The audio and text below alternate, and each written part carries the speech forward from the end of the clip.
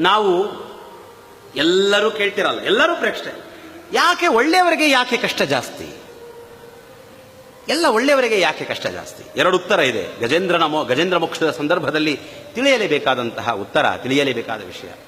ನಾವಿಷ್ಟೆಲ್ಲ ದೇವರ ಪೂಜೆ ಮಾಡ್ತೇವೆ, ಇಷ್ಟೆಲ್ಲ ವ್ರತ ಮಾಡ್ತೇವೆ, ಸ್ವಾಮಿ ನಮಗೆ ಇಷ್ಟು ಕಷ್ಟ ಯಾಕೆ? ಬೇರೆ ಯಾರೋ ಹೇಗೋ ಇದ್ದಾರೆ, ಅವರ ಕಷ್ಟ ಹೇಗಪ್ಪ? ಅವರೆಲ್ಲ ಅಷ್ಟು ಚೆನ್ನಾಗಿದ್ದಾರಲ್ಲ ಅಂತ ಅವರು ಚೆನ್ನಾಗಿದ್ದಾರೆ ಅನ್ನೋದು ನಿರ್ಣಯ ಮಾಡಿಬಿಟ್ಟಿರ್ತಾನೆ. ಎರಡು ತಪ್ಪು ಮಾಡ್ತಾನೆ ಮನುಷ್ಯ. ಒಂದು, ಇನ್ನೊಬ್ಬರು ಚೆನ್ನಾಗಿದ್ದಾರೆ ಅಂತ ನಿರ್ಣಯ ಮಾಡಿರ್ತಾನೆ. ಇನ್ನೊಂದು, ತಾನು ಒಳ್ಳೆಯವನು ಅಂತ ನಿರ್ಣಯ ಮಾಡಿಬಿಟ್ಟಿರ್ತಾನೆ. ನಾನು ಒಳ್ಳೆಯವನಲ್ವಾ, ನಾವೆಷ್ಟು ಒಳ್ಳೆಯವರು ನೋಡ್ರಿ.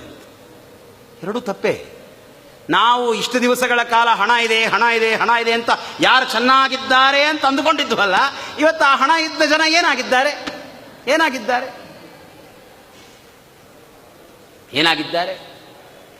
ಇನ್ನೊಬ್ಬರು ಚೆನ್ನಾಗಿದ್ದಾರೆ. ಅವರವರ ಕಷ್ಟ, ಅವರವರ ಸಮಸ್ಯೆ ಅವರಿಗಿರ್ತದೆ. ಇರುವೆ ಭಾರ ಇರುವೆಗೆ, ಆನೆಯ ಭಾರ ಆನೆಗೆ. ಪ್ರತಿಯೊಬ್ಬರೂ ಕಷ್ಟದಲ್ಲಿರುವವರೇ. ಹಣ ಇಲ್ಲದವನಿಗೊಂದು ಕಷ್ಟ, ಹಣ ಇರುವವನಿಗೊಂದು ಕಷ್ಟ. ಮಕ್ಕಳಿಲ್ಲದವರಿಗೊಂದು ಕಷ್ಟ, ಮಕ್ಕಳಿರುವವರಿಗೊಂದು ಕಷ್ಟ. ಮನೆ ಇರುವವರಿಗೊಂದು ಕಷ್ಟ, ಮನೆ ಇಲ್ಲದವರಿಗೊಂದು ಕಷ್ಟ. ಕಷ್ಟದಲ್ಲಿ ತಾರತಮ್ಯ ಇರಬಹುದು, ಆದರೆ ಎಲ್ಲವೂ ಕಷ್ಟ ಉಳ್ಳವರೇ, ಎಲ್ಲರಿಗೂ ಕಷ್ಟವಿದೆ. ಮೊದಲಿಗೆ ಆ ಭ್ರಾಂತಿ ಮನುಷ್ಯನಿಗೆ. ಅವರಷ್ಟು ಚೆನ್ನಾಗಿದ್ದಾರೆ ನೋಡ್ರಿ, ಅವರಷ್ಟು ಆರಾಮಾಗಿದ್ದಾರೆ, ನಾವು ಮಾತ್ರ ಹೀಗಿದ್ದೇವೆ. ಮತ್ತು ನಾವೆಲ್ಲ ಇಷ್ಟೆಲ್ಲ ಮಾಡ್ತೇವೆ. ಏನು ಮಾಡ್ತೀಯಪ್ಪ? ಮಾಡಿದ ಧರ್ಮ ಸರಿಯಾಗಿರ್ತದೆಯಾ? ನಾವು ಮಾಡುವ ಸಂಧ್ಯಾವಂದನೆ, ನಮ್ಮನ್ನು ನಾವು ಪ್ರಶ್ನೆ ಮಾಡಿಕೊಳ್ಳೋಣ. ಬೇರೆಯವರಿಗೆ ಉತ್ತರ ಕೊಡೋದು ಬೇಡ, ಬೇರೆಯವರಿಗೆ ಉತ್ತರ ಕೊಡುವ ಅವಶ್ಯಕತೆ ಇಲ್ಲ. ದೇವರ ಮುಂದೆ ನಿಂತು ನಾವಿವತ್ತು ಕೇಳ್ತೇವಲ್ಲ, ಯಾರೋ ಸಿಕ್ಕಾಗ ಇಷ್ಟು ಒಳ್ಳೆಯವರಿಗೆ ಯಾಕೆ ಕಷ್ಟ ಅಂತ, ನಮ್ಮನ್ನು ನಾವು ಪ್ರಶ್ನೆ ಮಾಡಿಕೊಳ್ಳೋಣ. ನಾವೆಷ್ಟು ಒಳ್ಳೆಯವರು? ನನ್ನ ಸಂಧ್ಯಾವಂದನೆ, ನನ್ನ ದೇವರ ಪೂಜೆ ನಾನೆಷ್ಟು ಪರಿಶುದ್ಧವಾಗಿ ನಾನು ಮಾಡ್ತೇನೆ? ದೇವರಿಗೆ ಕೊಂಡ ಹೂವನ್ನು ತಂದು ಪೂಜೆ ಮಾಡಿದರೆ ದೇವರ ಎದೆಗೆ ವಜ್ರಾಯುಧದಂತೆ ಹೊಡೆದಂತೆ. ವಜ್ರಾಯುಧವನ್ನು ತೆಗೆದುಕೊಂಡು ಹೊಡೆದರೆ ದೇವರಿಗೆ ಏನು ಪಾಪ ಬರ್ತದೆಯೋ ನಮಗೆ, ಆ ಪಾಪ ಕೊಂಡ ಹೂವನ್ನು ಹಾಕಿದರೆ ಭಗವಂತನಿಗೆ ಬರ್ತದೆ. ಅದನ್ನು ಹೇಳ್ರಿ. ಅಲಂಕಾರ ಹೇಗೆ? ಗೌರಿ ಹಬ್ಬ ಹೂವು ಇಲ್ಲದೆ ಮಾಡಿಬಿಡ್ತಾರ? ನೀವೇನೋ ಹೇಳ್ತೀರ, ನಾವು ಕೇಳಬೇಕಾ? ಊರೇ ಎಂಜಿಲ್ಲಪ್ಪ. ಅಲ್ಲಿ ರಾಘವೇಂದ್ರ ಸ್ವಾಮಿಗಳು, ಅಲ್ಲಿ ಭಗವಂತ, ಅಲ್ಲಿ ಮೂಲ ಬೃಂದಾವನ, ಪರಮಾತ್ಮ.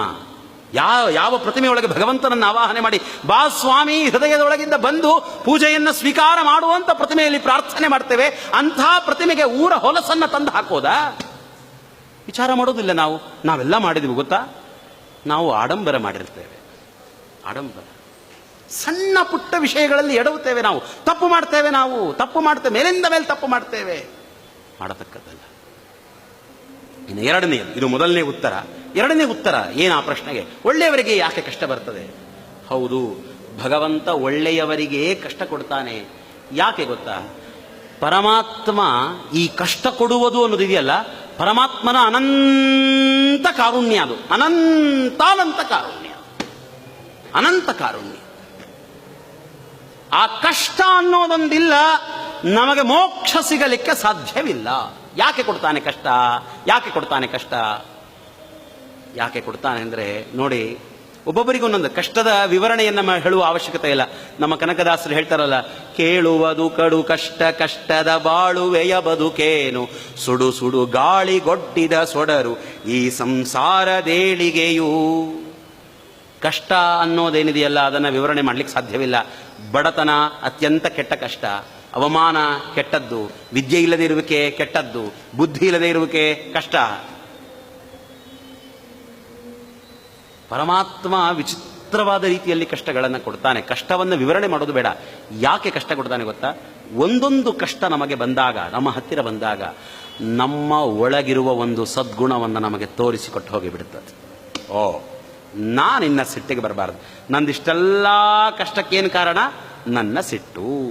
ನಾನು ಬಿಡಬೇಕದ. ಇಷ್ಟೆಲ್ಲ ಕಷ್ಟಕ್ಕೇನು ಕಾರಣ? ನನ್ನ ಕಾಮ. ಬಿಡಬೇಕದ. ಇಷ್ಟೆಲ್ಲ ಕಷ್ಟಕ್ಕೇನು ಕಾರಣ? ನನ್ನ ಲೋಭ. ಬಿಡಬೇಕದ.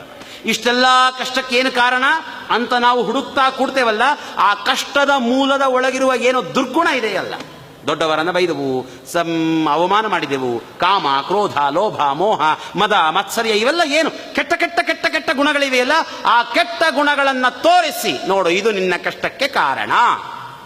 ಮನುಷ್ಯ ಎಚ್ಚರಕ್ಕೆ ಬಂದ, ನಾನಿದನ್ನು ಮಾಡಿ